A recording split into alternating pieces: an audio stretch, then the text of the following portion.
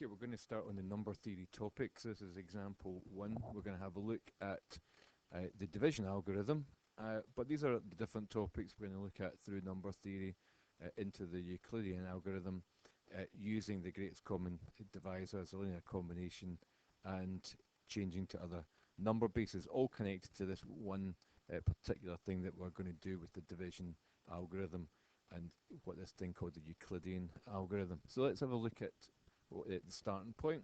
Division algorithm means basically something that you already know. If we divide one number by another, we usually get a quotient, a whole number quotient, and a remainder. So we're talking about positive integers, whole numbers. Okay, no decimals, no fractions in this topic whatsoever.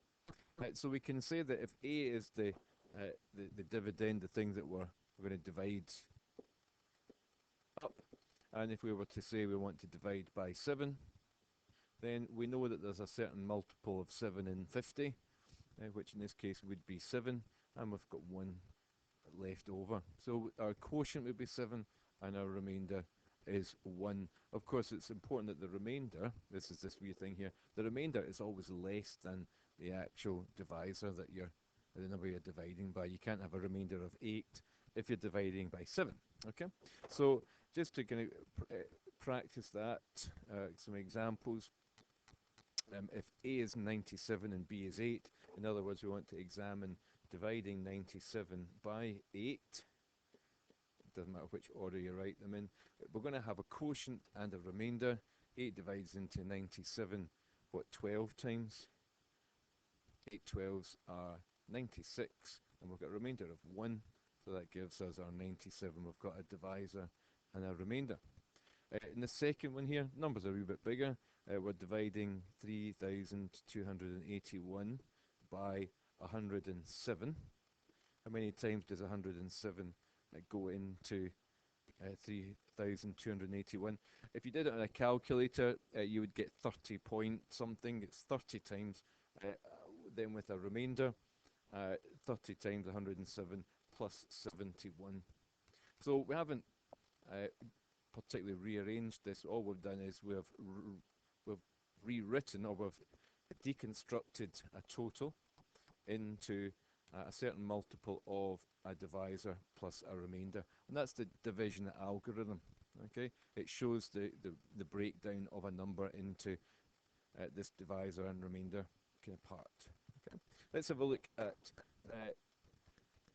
this next bit. It says we can actually use negative integers, but the important thing is that the remainder always has to be a positive amount. We've always got to be left with a certain amount, which is a positive amount. You can't have a negative remainder, because that suggests that we always have to have the idea of something left over, a positive quantity. So if we were to apply this to negative 42, and we want to divide it by 5, then if we say negative 42 divided by 5 would be technically negative 8 and a bit. If I made that negative 8, that would give me negative 40, and I'd have to subtract 2. So in actual fact, what I have to do is I have to go below negative 42 and say there's actually negative 9 lots of 5, which would take me to negative 45, add 3 back on. So it's a slightly different approach when we're dealing with a negative number. We're not really going to do that in subsequent exercises, but it's an interesting application of the division algorithm. The same would go if the divisor is negative.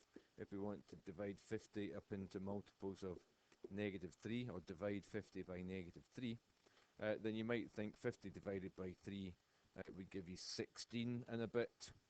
So again, if the fact that it's 50 and it's positive, it's going to have to be a negative number. So if we did negative 3 lots of negative 16, that's 48, which means we can add 2 as a remainder, and therefore we've got our correct answer. So we have to be careful about dividing when negative numbers are involved. The remainder must always be positive. Okay, so let's have a look at the division algorithm. We're just kind of going through a couple of things, and then we'll do that first example. The division algorithm states that, as we can see here, just put a wee basically a formal way of saying what we were just doing. For any integers a and b, where b isn't 0, there are two unique integers such that a equals qb plus r, where r is a positive remainder. That's the modulus b, which means the positive value of r is between 0 and the positive value of b. Okay, so it kind of formalizes what we were just talking about there. Okay, so if you want to have a look at these ones, if you can, you want to stop it. The video just now, you could have a go at these yourself, and I'm just going to go over the answers. Okay, so 187 could be written as a multiple of 14 plus a remainder. 14 divides into 187 13 and a bit times, which gives us that would give us 182, which is going to give us a remainder of 5. So that would be our unique combination of integers. Negative 45 divided by 6. Well, 6 divides into negative 45, well, that would be, we'll talk about negative 48, would be negative 8 times. 6 times negative 8 is negative 48, plus 3 would give us negative 45. That would work out. And then the last one here is 4 and 10.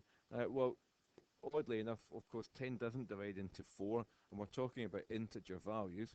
So all we need to do is to say that we're basically, our quotient is 0. There are no times, 10 divides into 4 no times, of course, remainder 4. So that's still, we can use integers to describe the relationship which otherwise would have given us a fraction if we think about 4 divided by 10. Okay? So that's our division algorithm. We're just kind of doing that as a wee introduction. What I want to do here is have a look at what we call the Euclidean algorithm, and that forms, what we've just done forms the basis of what we're about to do. It kind of formalizes it a little bit, and we're going to use it to calculate what we call the greatest common divisor, the GCD, greatest common divisor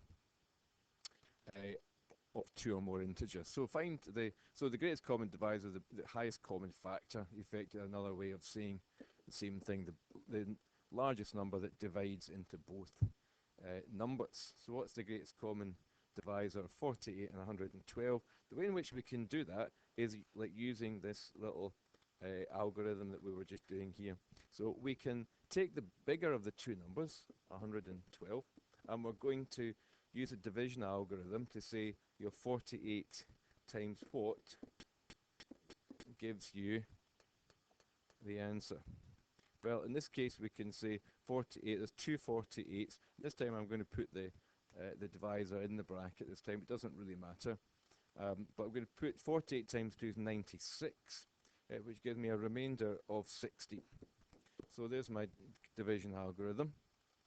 And then I'm going to repeat it. Now, interestingly, what we're going to do is we're going to take the number, what was the divisor as in the smaller of the two, and we're going to move that over to be the dividend.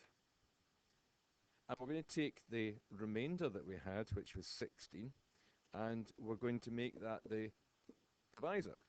So everything shuffles over to the left. And we can see here that 48 divides into 16 exactly 3 times, which means there's a remainder of 0, which is exactly where we want to end up. We want to end up with a division algorithm that has no remainder. And here's the fun bit, because the greatest common divisor is the last remainder, non-zero remainder, in whichever division algorithm is above the last line. So the greatest common divisor of 48 and 112 is 16.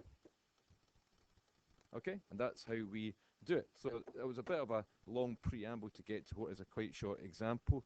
We'll have a look in example 2 about another one that's just a wee bit more involved. So that's the beginnings of the Euclidean algorithm. Check out example 2.